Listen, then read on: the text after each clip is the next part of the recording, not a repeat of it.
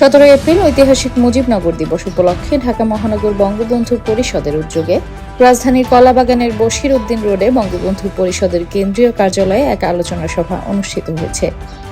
বঙ্গবন্ধু পরিষদের কেন্দ্রীয় নেতৃবৃন্দ ও ঢাকা মহানগর বঙ্গবন্ধু পরিষদের নেতারা এই আলোচনায় অংশ নেন। 1971 সালের 25শে মার্চ আলোচনায় সভার প্রধান বক্তা বঙ্গবন্ধু পরিষদের যুগ্ম সাধারণ সম্পাদক ডাক্তার শেখ আব্দুল্লাহ আল মামুন বলেন, সরকার অত্যন্ত গুরুত্বপূর্ণ যে যেখান থেকে স্বাধীনতার সূর্য জমে গিয়েছিল সেই পলাশিতে, সেই 200 বছরের পরে সবাই সেখানেই আবার স্বাধীনতার স্মৃতি উদ্দীপ শপথ গ্রহণ করা হয়, জীবনে করার প্রিয় শব্দের।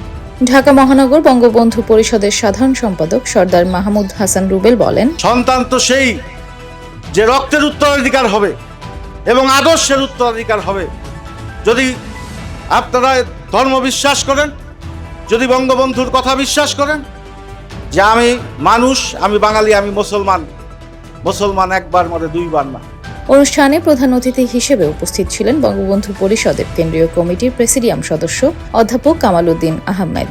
1966 সালে বঙ্গবন্ধু যখন 6 দফা ঘোষণা করেন, সেটি বাস্তবায়নের জন্য আমি কমলাপুর স্কুলের ছাত্র ছিলাম।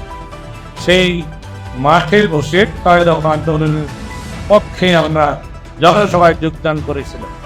বিশেষ অতিথি ছিলেন মহিউদ্দিন মাহি। এছাড়াও অনুষ্ঠানে উপস্থিত ছিলেন মিজান ইবনে Hossain, advocate Swapan Ahmed, doctor Belayet Hossain Khan, M Mansur Ali, Harunur Rashid, Delwar Hossain, Mohammad Alauddin, Salauddin আল আজাদ, ওয়াদুজ্জামান মিন্টু, নির্মল বিশ্বাস সহ ঢাকা মহানগরের বিভিন্ন ইউনিটের নেতাকর্মীরা। আমি বলার অধিকার একমাত্র বঙ্গবন্ধুর ছিল।